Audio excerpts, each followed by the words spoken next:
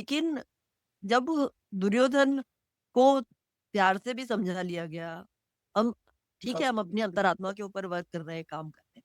मुझे ऐसा लगता है कि हम कर्म भी कर रहे हैं। भगवान ने फिर उनको बोला कि जो अधर्म के साथ है, उनको तुझे मारना है। क्योंकि वो युद्ध के लिए तैयार है, वो आपके कहने से कुछ नहीं होने वाला, वो तो आपके साथ युद्ध करेगा ही करेगा।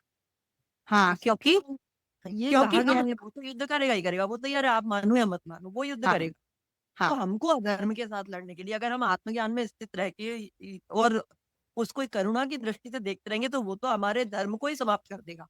नहीं, दिक्कत कहाँ आ रही है? दिक्कत आ रही है कि दुर्योधन को हमने एक व्यक्ति समझ लिया है।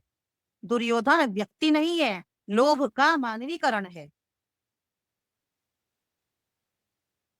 सब हमें अपने शास्त्रों को ये जो बाहरी स्वरूप है, जो ये आवरण कथा, जो ये कथा रूपी आवरण है, इससे इसको जरा हटाना पड़ेगा और जो अंदर इन कथाओं के भीतर छिपी हुई जो बातें हैं, उनको समझना पड़ेगा। ये बातें तभी आती हैं जब हम दुर्योधन को एक व्यक्ति के रूप में समझ लें।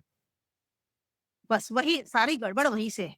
इसलिए मैं को पूरी कोशिश मेरी है कि सारे शास्त्रों को तो हम नहीं समझ सकते, पर जितना हम समझ पाए हैं, उनको तो क्लियर कर लें आपस में बैठ के। भी हमारा ध्यान उस तरफ जाता ही नहीं है, क्योंकि कथा इतनी रच-पच गई है हमारे अंदर कि हम उसी में हमारा मन उसी में रहता है। वहाँ लोभ को मारने की बात है, दुर्योधन को मारने की बात नहीं है। दुर्योधन कोई व्यक्ति को मारने की बात नहीं हो रही है। गड़बड़ यहीं हो रही है, सारी परेशानी यहीं से आ रही है। तो इसलिए मेरा निवेदन ये रहेगा कि कुछ समय के लिए हम इस वाल्मीकि रामायण को ज्ञान की दृष्टि से पूरी तरह समझने का प्रयास करें। एक बार भी यदि आपने इसको सीरियसली समझ लिया, तो निश्चित रूप से मैं कह सकती हूँ कि दूसरे ग्रंथों को समझने में आपको बहुत-बहुत हेल्प मिल जाएगी।